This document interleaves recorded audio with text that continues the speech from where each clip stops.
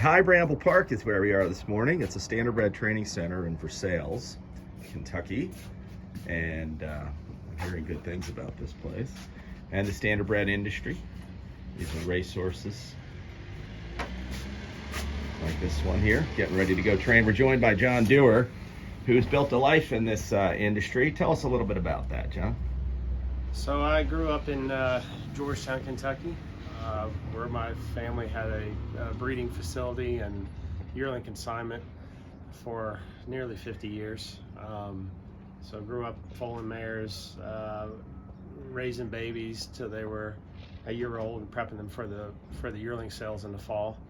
That's kind of how we made predominantly our business. As I got older, I was more interested in a little bit more action, so I started training horses, and I did that for nearly 20 years.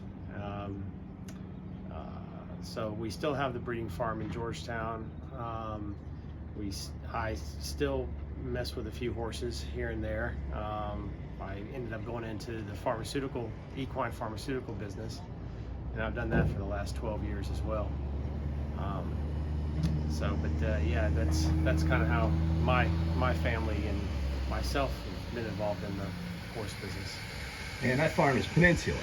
That's correct. Peninsula Farm. And John, Peninsula was a participant in a recent yearling sale, the Lexington Select Sale, which took place earlier this month. And you guys were a major player. In what capacity does Peninsula participate? We have mares that we own ourselves, and we sell the yearlings, and then we also have clients who we board their mares, raise their babies into yearlings, and their business model is to sell the babies or the yearlings at sale to make money.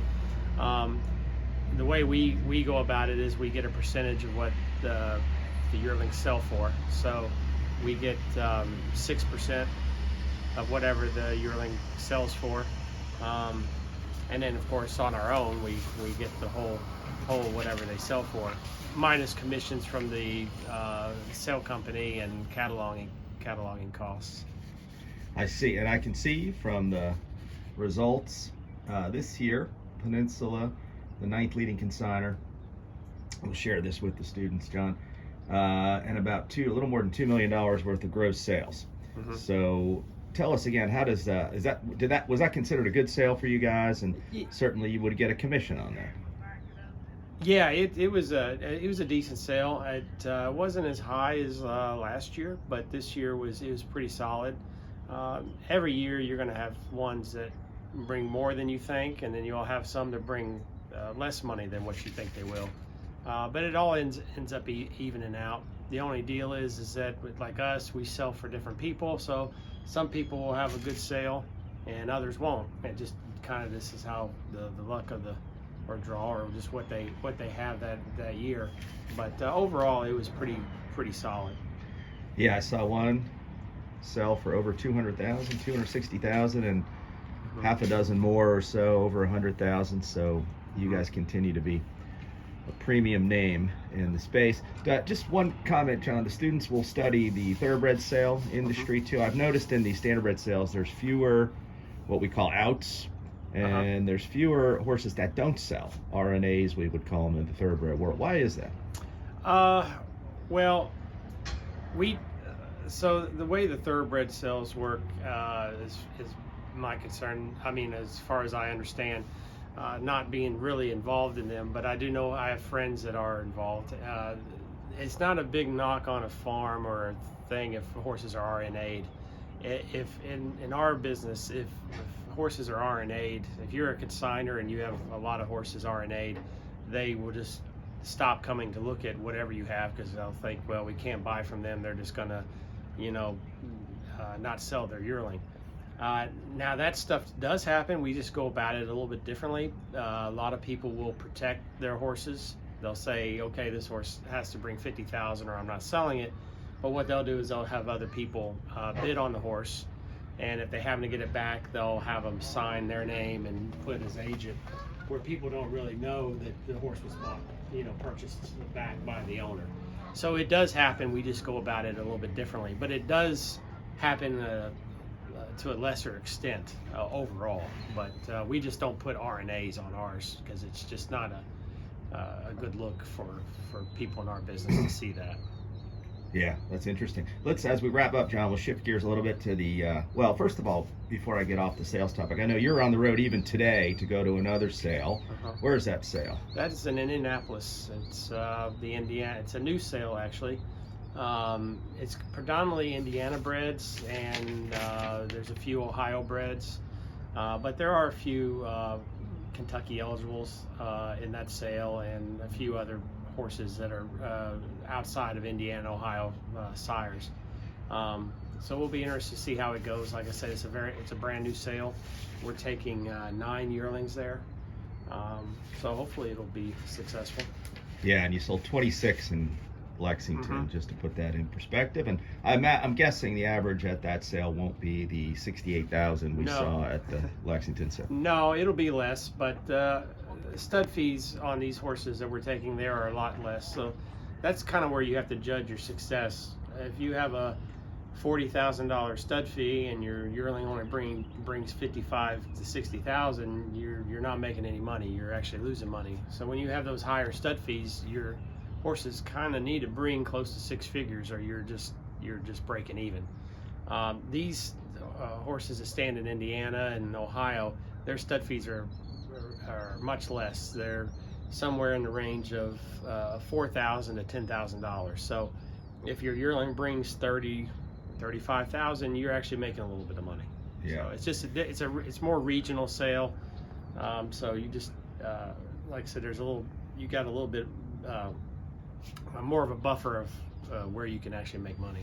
Yeah, I'm glad you brought up the regional aspect, John, as we kind of wrap up and talk about the industry and why the standardbred industry in Kentucky is, I'd say in the last maybe 5 years or more, has really kind of grown and done pretty well. Why is this? Well, with the historical racing that they've allowed, and now also the sports betting, we've had an influx of money in our program. Plus, the last several years, we've had a residency program to where you're considered a Kentucky eligible if your mare was in the state of Kentucky for 180 days out of the year that they were in gestation.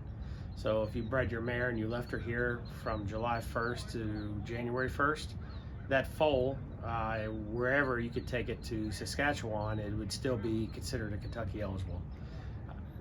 That has good aspects and bad aspects. The problem now is that we're racing for a lot of money here, but about every horse in North America, it seems like, is a Kentucky eligible. So the racing here, the money is good, but it's very, very competitive, and all the top trainers, drivers, they all come here. So it's very hard for the little guy to kind of make a good run at it because there's just so much competition. But it has brought an influx of horses back to the state of Kentucky. In my personal opinion, I think they're at a place now to where I wish it would go back to actually Kentucky sires, to where it bring the stallions back to Kentucky. We do have a few stallions here in the state, standardbred wise, but their only incentive for having them here is that if you're a Kentucky sired and a Kentucky resident, your horse, the baby, is eligible to a 50% bonus on any monies that they make in the state of Kentucky. So whatever they make, they'll in the state of Kentucky in the sire stake programs, they'll get an extra 50%. So that's a good incentive. But if they would ever make it to where they get rid of the residency and it'd just be straight Kentucky sires, our state, I think, would have even a bigger influx of horses coming back, because about all the stallions, the top ones, would all come here because the program is the best. Yeah. And John, I know there's 2 new and 3 total standardbred racetracks in the state of Kentucky. Red Mile, Oak Grove, and one that's running now, Cumberland Run. And there's this training center that I'm going to show the students here. It is a racetrack. It's a 5/8 mile stone dust track with a 3/8 mile, roughly jog track, which I understand is just a fabulous jog track. There'd be no question about that.